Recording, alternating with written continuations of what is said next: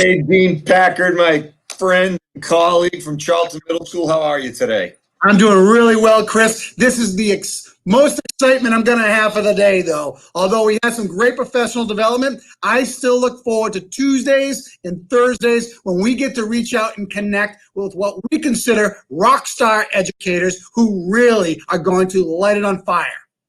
You know, Dean, as principal at Dudley Middle School, I am so proud to bring in one of our brand new hires and a first-year educator to share with our followers and to give some props to the start of his career, Mr. Jack Bugan. How are you today, Jack? I'm doing well. How are you? That is absolutely awesome. I am too. I'm pumped up and fired up after our PD for the past couple of days. We got a lot of work ahead, but we achieved a lot in these past couple of days. Thanks for the contributions you've had to us. And we're just fired up that you're here, man. Yeah, absolutely. Me too. Thanks for thanks for welcoming me onto the team, and thanks for having me here tonight.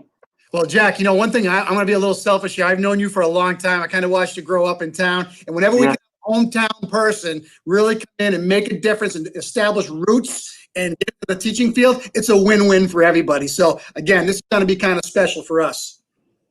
Yeah, absolutely. It's exciting to be here. So, Jack, talk to us a little bit about your journey to become a teacher. Where'd the passion come from? Where'd the idea to come and help others be successful with their learning? Where'd you come from? I'll be honest with you. The passion, it started right with the district. I was very fortunate to go to Dudley Charlton. I had such an incredible experience through the school district. I think in the back of my head, I always wanted to be a teacher, but at first that wasn't my initial plan. I was thinking, I'm going to school, I'm going to college, and then I'm going to start some other career. But, once I left high school and, I started going to college, I actually started working at a summer camp too. I had some time to reflect and look back. And I was just so grateful for the experience and the opportunities I had in the district. Right away, I knew I wanted to be an educator and part of the school culture. So, again, I'm excited to be here. And I give a lot of the credit to Dudley Charlton for me wanting to, start my career as an educator and as a teacher.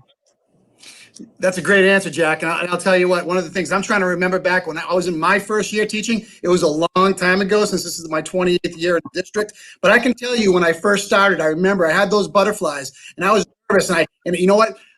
Tell me some of the things you're feeling right now as you're getting ready to start your first year. But I want you to know, as you're answering this question, you're going to have tremendous support from a lot of people who really want you to be successful. So what's going on? How are you feeling? I'm definitely excited. The excitement is there. The anticipation of going through the job application process, looking for jobs, going through the interview process, and to be here, there's a lot of excitement, a lot of anticipation built up. I'm ready to collaborate. I'm ready to, again, be part of the team and come back, not as a student, but as an educator this time. So the excitement's definitely there. That's fantastic. Always remember the butterflies, if they're not there, there might be something wrong. A little bit nervous. And the reason that those butterflies should be there is because you got to be able to put yourself out there and take risks and mimic real world. You can't do the same thing every day, every year to year with every lesson. You got to adjust. You got to adapt. The important thing for kids, of course, is to learn some of those real life lessons. It's not necessarily about math all the time, but in this case it is. But how do you plan to incorporate some of those real life lessons or real life experiences into that math environment?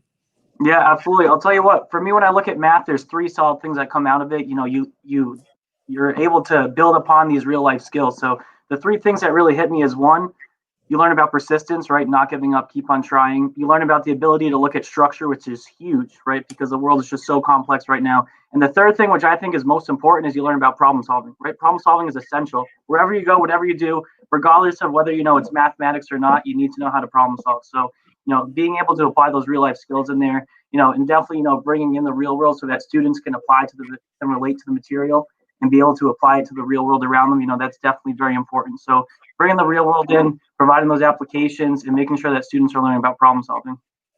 Brilliant. That's a great answer. And the world out there is waiting to hear, okay, you're a young guy just starting off. You're going to get your feet wet. You're going to be out there and you're going to be making connections with kids and really building those relationships. But Jack Bugan, what makes you tick besides education? What is your impetus of your drive outside of school? What other passions do you have that make it special that you might be able to use to connect with kids even deeper before you begin teaching them? I'll tell you what, having a passion for sports, the reason why I've known you for so long is because of, my basketball days. Even though I didn't play basketball in middle school and high school, still, that's where we met. So, I love sports, big New England sports fan. So connecting to the students about academics, I'm sorry, not about academics, about athletics. And also I love to fish. I don't know how many kids out there are fishing, but, if I can connect with the kid about fishing, that's pretty special. But, so sports, fishing, I'm big into country music too. So I like talking about music with the kids. So, any avenues that we can relate to and, build that connection. Hey, you know what? Having a passion outside of work is exceptionally important. And, we view, both Dean and I view work not really as work. It's a part of our life, but we do set up those barriers to make sure that we get our own time, and our family time to ensure that we can stay sane here and in here. But if you've got things that you keep needing to do for yourself, keep wanting to do for yourself, you got to keep going, keep doing them, keep engaging with them, keep your horizons broad. You're a first-year teacher coming into this year, Jack, at Dudley Middle School. So this question may be a little bit difficult for you, but you went through an interview process that was relatively rigorous, so you understand what the expectations are.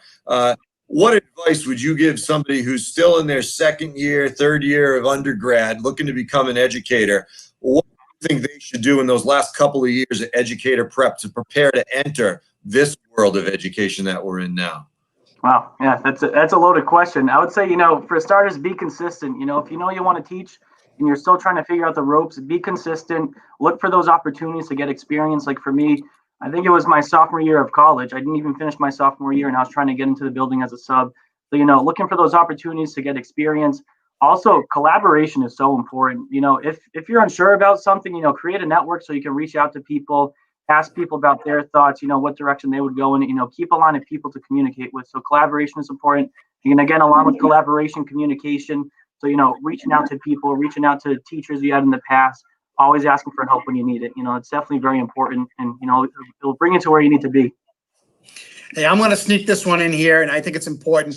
What excites you the most about what's in front of you? And again, from your perspective, someone who hasn't been in the trenches yet, you may not be able to dig deeply into this answer, but for you right now in your mindset, what excites you most about becoming a teacher, especially in your hometown? I would say, especially for the hometown is, I already said this, but being a part of the community, but on the other side of it, right? I've never been on this side of the community in the professional standpoint. I've always come back as a student.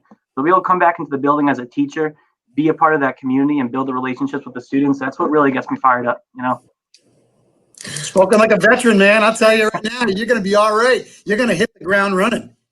That's absolutely right, Jack. I'm pretty excited that you're coming in. As a former math teacher myself, when you did your demo lesson for us, which was, Mr. Packard, he did a demo lesson virtually for us and submitted a video.